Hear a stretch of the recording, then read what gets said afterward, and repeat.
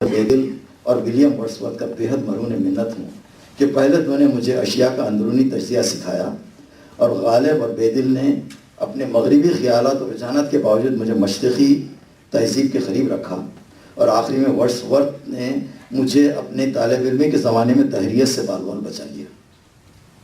یہ چیز علامہ اقبال کی تھی۔ علامہ اقبال کا امت مرحومہ پہ احسان، بہت احسانات ہیں، بہت احسانات ہیں۔ حالی اور اقبال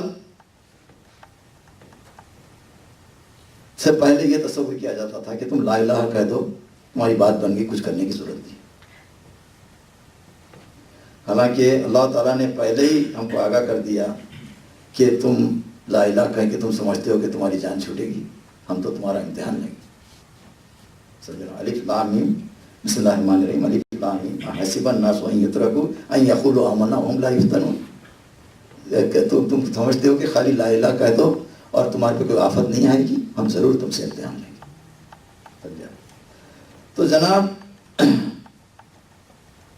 ہم چھوٹی چھوٹی چیزوں پہ اکتفا کر لیتے تھے۔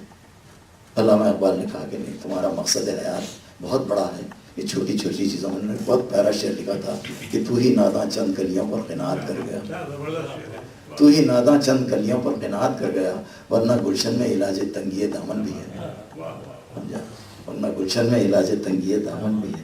دیکھیں کتنی بڑی بات ہے یہ۔ ہر شعر کے پیچھے ایک تاریخ وابستہ، اور جب تک آپ اس شعر کا مفہوم، اس لیے جو ہے نا اللہ تعالیٰ نے جاوید صاحب ہماری جو محفلیں جمتی ہیں اس تاریخی کنیکشنز کو میں بتاتا ہوں کہ بھئی اس سے ہی دیکھیے ایسا تعلق۔ حضرت خواجہ معین الدین چشتی جوہر شریف میں آ کے بیٹھے ہوئے ہیں، راجہ طاہر ان کی طرف چلتا ہے مار ڈالنے کے لیے ان کو۔ لوگ کہتے ہیں کہ حضرت خواجہ کہ یہاں سے نکل جاؤ، تم جلدی بھاگ جاؤ، وہ تم کو مارنے کے لیے آ رہا ہے۔ تو آپ کا وہ مشہور مصرع ہے کہ ہنوز دلی دور است، ہنوز ابھی دلی دور ہے۔ تو اس دوران محمود غزنوی آتا ہے جس نے 17 حملے کیے تھے ہندوستان پہ، 16 حملے کیے تھے، اور آ کے پھر آپ کے پاس 17ویں حملے کے وقت آیا اور آ کے آپ کے دربار میں کہا کہ میرے لیے دعا کیجیے آپ۔ تو آپ کہتے ہیں کیا مانگتا ہے مانگ؟ تو آپ محمود غزنوی کہتا ہے کہ بھائی میرے ہند پہ حکومت ہو جائے، میری ہند پہ حکومت ہو جائے، یہ میری دعا کیجیے۔ تو بڑی درد کے ساتھ حضرت خواجہ کہتے ہیں کہ جا، بڑی چھوٹی چیز پہ اکتفا کر لیا، اگر آج تو یہ بھی دعا مانگتا کہ سارا ہند مسلمان ہو جائے تو وہ بھی ہو جاتی تھی۔ تو ہی ناجاں چند کلیوں پر قناعت کر گیا، ورنہ گلشن میں علاج تنگی دامن بھی ہے۔ تو حضرات یہ تھا، دیکھیے آپ، جو چیز ہم کو جو انہوں نے جو ہماری مقام سے آگاہ کیا وہ بڑا کمال تھا۔ وہ اگر آپ محروم ہیں اس سے تو پلیز میں آپ سے درخواست کرتا ہوں کہ یا تو آپ خود پڑھیے یا جن ان کے پاس آئیے جو سمجھا سکتے ہوں، اس کے بغیر آپ اس دنیا سے مت جائیے۔ آپ کا ہمارا مقام کیا ہے انہوں نے آگاہ کیا ہم کو پہلی دفعہ۔ کہتے ہیں کہ تیرا جوہر نوری پاک ہے، تو جتنا ہی بدتر، جتنا ہی ناکام اور انتہائی نو بڈی جو کہتے ہیں اس میں مسلمان ہو، ایمان والا ہو، اللہ کے پاس اس کی اہمیت ہے۔ اس کی جو خمیر ہے وہ نور سے بنی ہے۔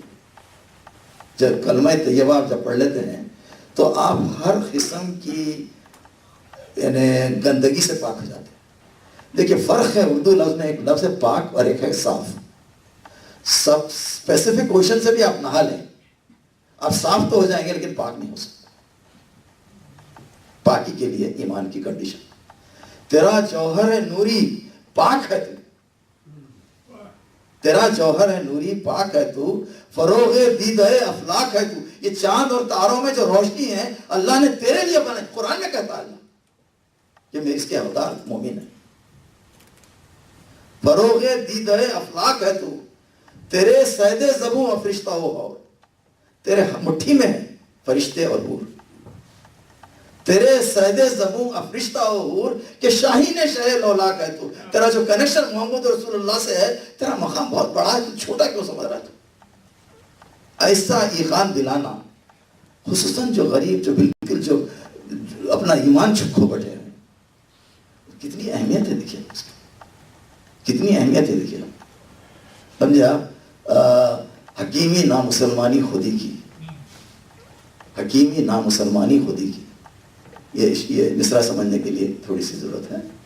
حکماں جو تھے اس زمانے کے فلاسفر جو تھے، خصوصاً جو اسلامی دور کے جو فلاسفر تھے، آپ کے امام رازی، ابو علی سینا، یہ لوگ جو ہے نا کہ گریک فلسفے سے اتنے متاثر ہوئے تھے کہ انہوں نے اپنا ایقان میں تبدیلی آنے لگی تھی ان کی. تو علامہ اقبال کو بہت غصہ ہے ان کے اوپر. ان کو کہتے ہیں کہ یہ تو جو ہے نا یہ تو کوئی چیز ہی نہیں ہے، یہ قرآن کے مقابلے میں. حکیمی نامسلمانی خودی کی، کلیمی رمز پنہانی خودی کی. کلیمی حضرت موسیٰ کا پیدا کرو، رسول اللہ کی کوالٹی پیدا کرو. کلیمی رمز پنہانی خودی کی، تجھے گر فخر اور شاہی کا بتا دوں. دیکھیے بتا رہے ہوں، تو سمجھ رہا تو فقیر ہے، میں تیرے کو بادشاہ بناتا ہوں. تجھے گر فخر و شاہی کا بتا دوں، غریبی میں نگہبانی خودی کی.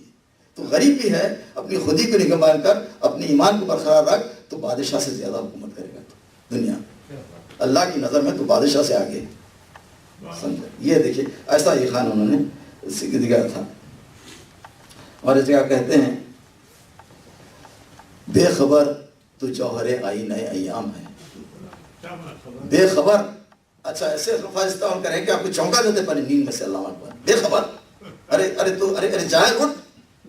بے خبر تو جوہر آئینہ ایام ہے، یعنی یہ جو دن اور رات کی جو جوہر جو ہے نا، جس کا جو ایسنس ہے نا آپ کے، وہ ایمان ہے. بے خبر تو جوہر، تیری وجہ سے یہ کائنات ہے.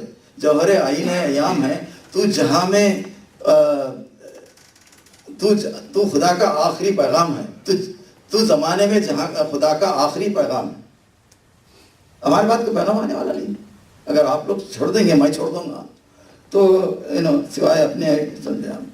اچھا اب بتاتا ہوں میں کہ ان کے ڈائریکٹلی جو ہم آنکھوں سے دیکھے ہیں، ایک 4-5 سال پہلے رشین ریپبلک سے ایک شخص حج کے لیے آیا، داغستان سے یا کہیں سے. تو یہاں سے بیریا کے ایک صاحب تھے، ان سے ملاقات تھی اس کی. تو انہوں نے کہا کہ تعجب ہے کہ 70 سال سے تم کمیونسٹ رول میں بیٹھے ہوئے ہو. اسٹالن آیا، خروشچیف آیا، ہر قسم کے ظالم آئے تمہارے پر. تم کیسا اپنے ایمان کو برقرار رکھے اس حالات میں؟ اس کا جواب سنیے، آپ کی روح تازہ ہو جائے. کہتا ہے کہ جب اسٹالن آیا تو اس نے ہمارے گھروں میں سے قرآن نکال کے جلا دیے اور مسجدیں پوری مسمار کر دی، اور جتنے علماء تھے یا تو مار ڈالا یا ان کو ملک بدل کر دیا.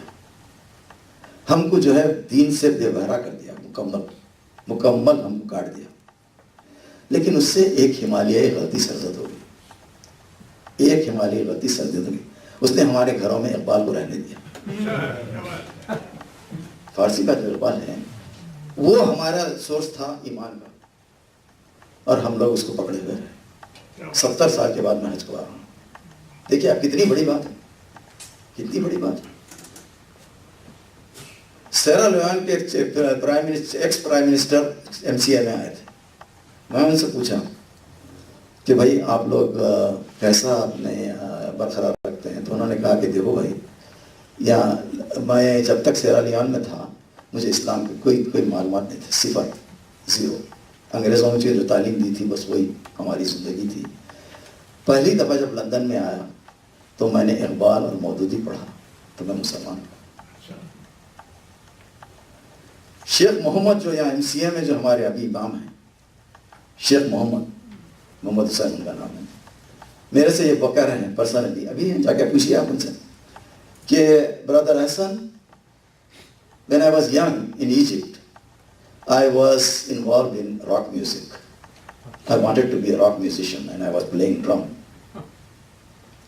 One night I was in some concert, dancing, playing and everything. After the concert I got out, somebody recited a share of Iqbal in front of me. That day I became Muslim. He became Hafiz, now he is an Imam. ایک شعر محمد علی جوہر جو اقبال کے لنگوٹیا یار تھے، انہوں نے ایک مرتبہ اقبال سے کہتے ہیں کہ اقبال تو یہاں میرے سامنے آ، تیرے منہ پہ تھوکتا ہوں، تیرے منہ پہ میں تھوکتا ہوں. تو جوہر میں کیا کیا تو کہتے ہیں کہ کل رات تیرا ایک شعر پڑھ کے میں مسلمان ہو گیا، اور تو دیکھ تیری حالت دیکھ۔ تو بعض صاحب فرماتے ہیں کہ جوہر میری مثال ہے خوال کی سی ہے، اگر خوال کو خوالی میں حال آ جائے تو پھر دوسروں کا کیا شروع ہوگا، تو میں دوسروں کو سے حال میں لا دیا۔ اچھا صاحب، ایک ہمارے عالم دین تھے جو ندوۃ العلماء سے آئے ہوئے تھے، میرے ساتھ ٹھہرے تھے وہ، تو انہوں نے مجھ سے بڑی پیاری بات کہی کہ بھائی ایک دور ایسا آیا مجھ پہ، ڈپریشن جمود آ گیا تھا، میرے آئسولیٹ ہو گیا تھا، میں خاموش بیٹھا رہتا تھا۔ تو علیمیہ مولانا علیمیہ وہاں کے ندوے کے ہیں نا، تو انہوں نے بلا کے سجاد کیا بات ہے، تو خاموش ہے، تو بڑا دل ٹوٹا ہوا ہے، بہت ہی ڈپریس ہوا۔ تو علامہ علیمیہ کہتے ہیں اقبال پڑھو تم کو خود ہی ٹھیک ہو جائے۔ اسی وجہ سے ہماری قوم میں جو ہے نا سائیکٹرسٹ بھوکے مرتے ہیں کہ ہمارے پاس اقبال ہے۔ یہ ہے، دیکھیے سمجھنے کی کوشش۔ خود میرے ساتھ ایک دور آیا تھا جب پہلی دفعہ میں امریکہ آیا، کوئی 50 سال پہلے کی بات ہے، اور Mississippi of all the places Mississippi میں مجھے داخلہ ملا تھا۔ تو دو چیزیں پریشان تھیں، ایک تو جو ہے نیا ماحول، نئی تہذیب، زبان سمجھنا، سدن زبان اگر آپ سمجھ لیں تو آپ واقعی اپنے آپ کو انسان سمجھ سکتے ہیں، تو کچھ سمجھ نہیں آتا تھا۔ تو اپنے ایک روم میں اکیلا بیٹھا ہوا، کبھی کبھی رو بھی لیتا تھا میں، اور سمجھ نہیں آتا تھا کہ کیا کروں۔ اس وقت علامہ اقبال کا ایک شعر مجھے بچا لیا، ایک شعر بچا لیا، نہ ہو نومید، نومیدی سوال علم و عرفان ہے، نہ ہو نومید، نومیدی سوال علم و عرفان ہے، امید مرد مومن ہے خدا کے رازدانوں میں، امید مرد مومن ہے خدا کے رازدانوں میں۔ ایک اقبال کے ماہر ترین لوگوں میں ایک ہندو شاعر تھے، ان کا نام تھا آپ کے منوہر صاحب انور تخلص کرتے تھے، یہ اقبال کے ماہر ترین لوگوں میں تھے، ان سے بڑا اقبال کو سمجھنے والا کوئی پیدا ہی نہیں فارسی۔ جتنی انہوں نے اقبال کی ریسرچ کی اور جتنا نے لکھا، ان کے مقابلے میں کوئی پیدا ہی نہیں ہوا۔ تو ان سے نریش کمار شاہد ایک بہت ہی ذرا تعصب پسند ہندو تھا، ان نے انٹرویو لے رہا تھا، اور خود میں پڑھا ہوں یہ سوال اور جواب۔ انہوں نے کہا کہ آپ اقبال کو بہت بڑے شاعر سمجھتے ہیں، میں تو کہتا ہوں کہ صرف وہ مسلمانوں کے شاعر تھے، انہوں نے ساری شاعری مسلمانوں کے لیے کی، اس میں انسانیت کا کیا فائدہ ہے؟ بلکہ اس نے ایک شعر پڑھا، ایک زمانے میں اقبال کہتے تھے کہ خاک وطن کا ہر ذرہ مجھ کو دیوتا ہے، اور وہی شاعر اقبال کہتے ہیں کہ ایک ہو مسلم حرم کی پاسبانی کے لیے، نیل کے ساحل سے لے کر تابہ خاک کاشغر۔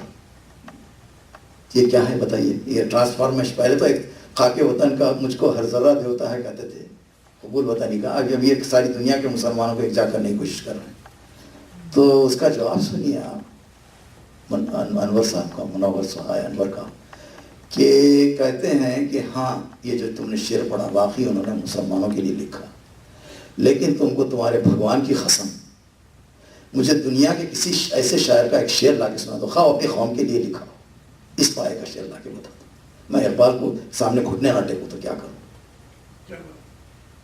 ایک ہو مسلم حرم کی پاسبانی کے لیے، نیل کے ساحل سے لے کر تابہ خاک کاشغر۔ اچھا صاحب، وقت کی تنگی ہے، ہمارے ہتھوڑا بتا دیے ہمارے وحید بھائی، ایک مزاحیہ خطہ سنتے چلیے کہ ذرا موڈ بھی تبدیل ہونا۔ ہاں بھائی، ہاں، غالب کے انداز میں کبھی ایک چاشنی کا شعر آ جاتا تھا، پھر کا ایک دم سنجیدہ ہو جاتا تھا غالب۔ ہوئی شادی تو پاؤں میں پڑی اتنی زنجیریں، ہوئی شادی تو پاؤں میں پڑی ہیں اتنی زنجیریں، کبھی بیگم کے نخرے ہیں کبھی بیگم کی تقریریں، کبھی بیگم کے نخرے ہیں کبھی بیگم کی تقریریں، سمجھ میں آ گئیں اقبال کے مصروں کی تفسیریں، سمجھ میں آ گئیں اقبال کے مصروں کی تفسیریں، نکاح مرد مومن سے بدل جاتی ہے